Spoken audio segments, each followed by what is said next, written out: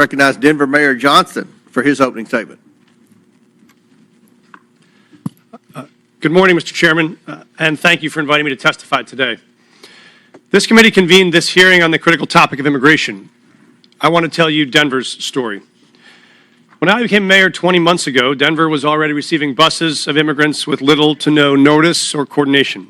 At one point, we were receiving 10 to 11 buses a day, dropping off as many as 300 people, mostly women and children, in 10-degree weather with only sandals and a T-shirt, leaving them in danger of freezing to death on our streets. All 32,000 people arrived in Denver over 18 months, the largest per capita influx of any city in America. We are each entitled to our own opinion about what should happen at the border, but that was not the question facing Denver. The question Denver faced was, what will you do with a mom and 2 kids dropped on the streets of our city with no warm clothes, no food, and no place to stay? As mayor, I have to protect the health and safety of everyone in our city. As a man of faith, I have a moral obligation to care for those in need. As Scripture says, "For I was hungry, and you gave me something to eat.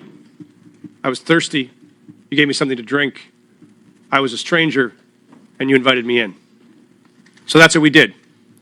In Denver, we believe our problems are solvable, and we are the ones to solve them. So we went to work. When we started, we had the largest encampment in Denver history, with more than 200 migrant families living in freezing temperatures. So we opened 8 different city shelters housing 5,000 people. City employees volunteered to take extra shifts, and Denver residents stepped up, making meals, donating clothes, furniture, school supplies. Some even welcomed families into their own homes.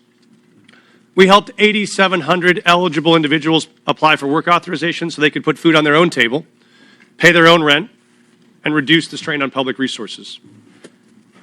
As a result, a year later, there is not a single migrant encampment left in the city. We have closed all of our shelters. We have connected people to jobs and housing, and the city's immigrant support budget has dropped by nearly 90%. And in the midst of this, migrants did not bring a wave of crime to Denver. In fact, crime went down.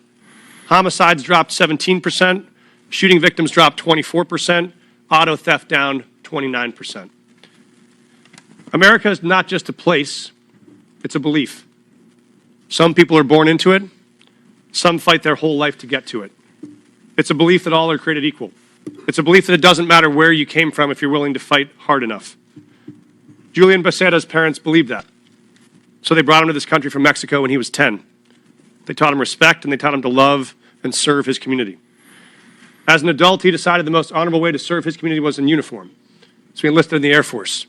Then he served as a sheriff, then finally as a police officer, where he served with distinction until one day he was pursuing a criminal on a dangerous bridge and fell to his death.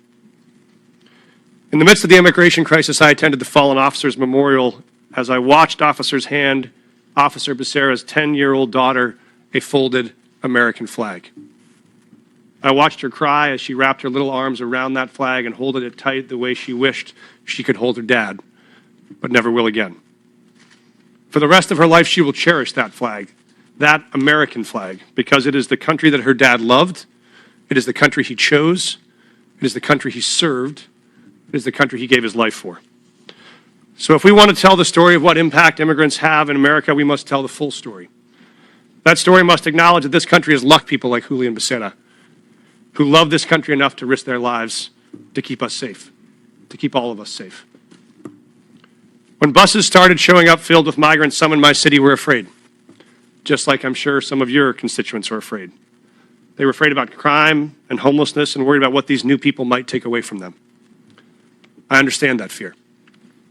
And the truth is, people who are new to this country do good and bad just like all of us. But there's another truth. When those buses kept on coming, Denver made a choice as a city, not to hate each other, but to help each other.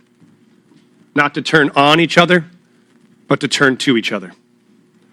And see if together we could solve a problem that felt bigger than any one of us. And that's what we did.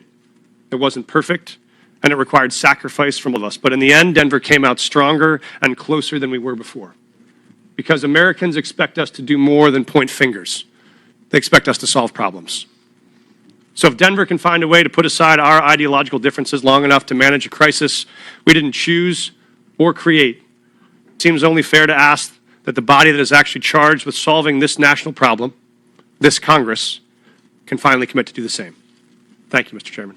Thank you. I now